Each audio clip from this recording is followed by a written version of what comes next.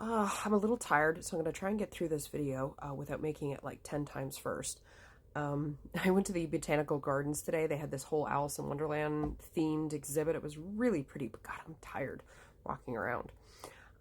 So I made a video earlier today, and I, I didn't like how it turned out. My mind was kind of all over the place, so I'm going to try and do this again um, and focus on one thing and then do another video later on and talk about that stuff.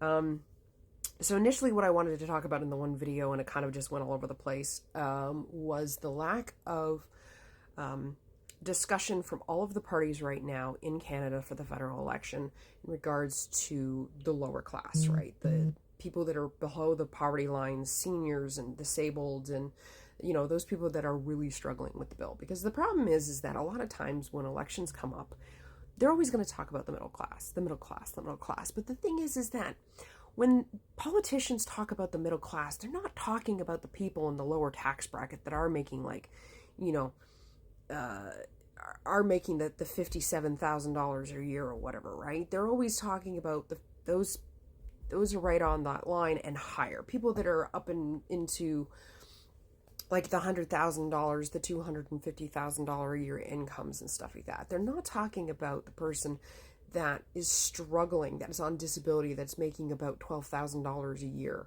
or the person that's making $25,000 a year. They're not even talking about the people that are averaging around $30,000 a year. These are the people that are actually struggling in Canada right now. I mean, don't get me wrong. Yes, the people that are making $50,000 to $100,000, depending on how the size of your family, that sort of thing, what your mortgage's at, you guys are definitely still struggling.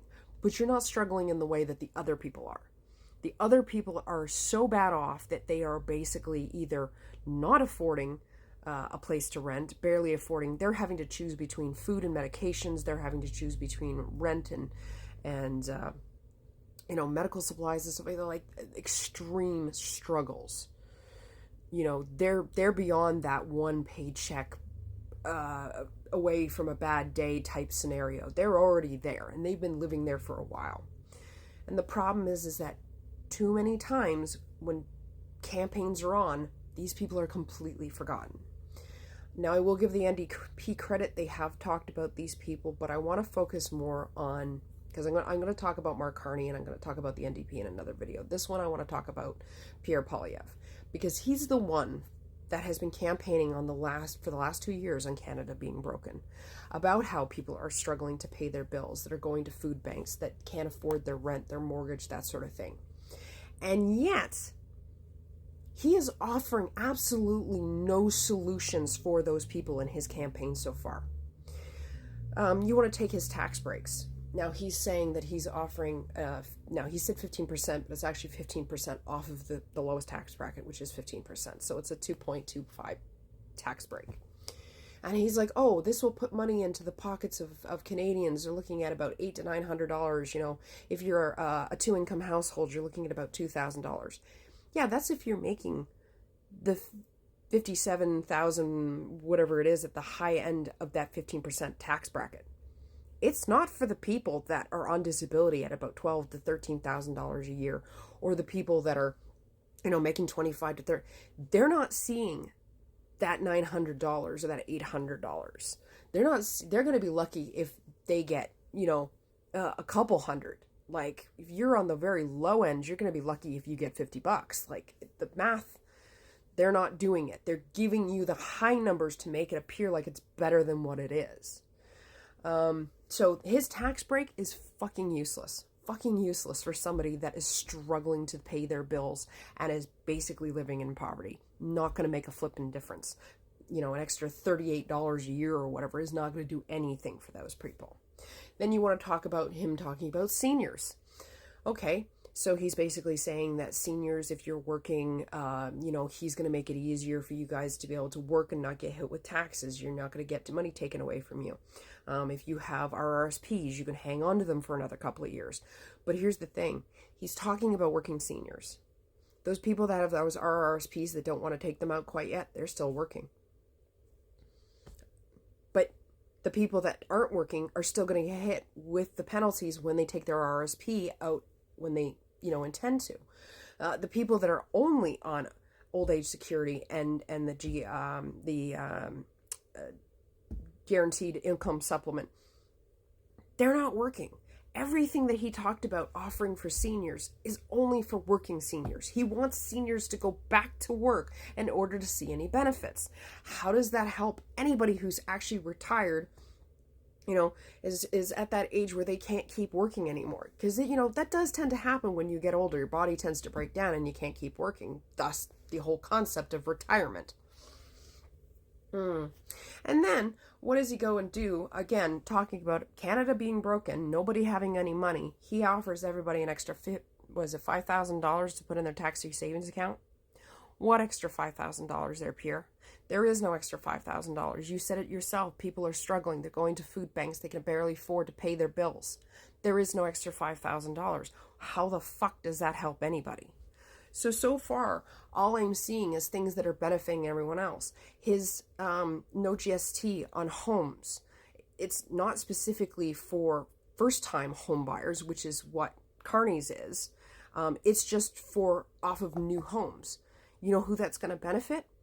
All of the real estate developers, all the ones that are going to buy them up, that are going to basically become landlords and rent those out. They're going to make all that money back because there's no limit on how many times you can buy a brand new home and keep making that extra money back by not paying the GST.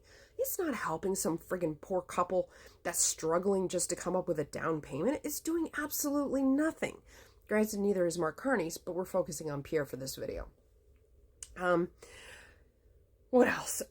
Capital gains tax absolutely does not help anybody below the poverty line. That is not even a thing that half of us probably even know what a capital gains tax. That's not, the carbon tax, the industrial. You know what? You guys put so much fucking pressure on getting rid of the carbon tax, the consumer one, when that rebate made more of a difference in the lives of the people that were living below the poverty line than you friggin' realize. And then some of you had the balls, the gall, not naming names, to fucking bitch about the carbon rebate being gone now and how we're not going to get that. Well, gee, maybe if you hadn't fucking bitched and complained, knowing that Canada would have to keep it in some form or another, we wouldn't have lost the rebate. Now, people like me, that actually ended up getting more money back in the rebate than I spent because I don't really travel a lot. I'm not using up a lot of gas. I mean, Jesus, I haven't put gas in my car since I found out about the carbon tax going away, and I'm waiting until April 1st so I can get cheap gas. That's how little I drive. So at the end of the day, the problem is that a man who has basically campaigned on the concept of Canada being broken, people not having enough money, has not once considered those of us that are actually struggling.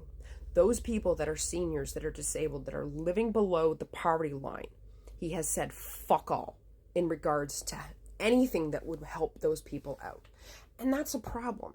How can you campaign for 2 years on the frustration, the upset, the fear that people are living in, wondering whether or not they're going to be able to afford their rent next month because of a small little thing like a tariff, affecting them, if they're going to lose whatever job they might have. Nobody is talking about those people on the conservative side because it's all about working people.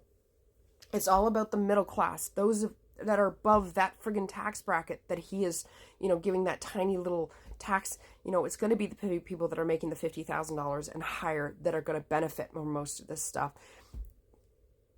So I don't understand how anybody who is struggling, who is truly struggling in this economy right now, could listen to Pierre Poilievre and think this guy's going to help me out. Because so far, not a single fucking thing that he has offered is going to help you. Nothing. Absolutely nothing.